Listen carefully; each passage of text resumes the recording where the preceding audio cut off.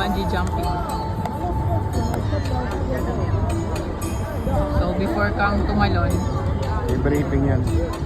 in-educate ka muna how to talon. Binibrief. Oh.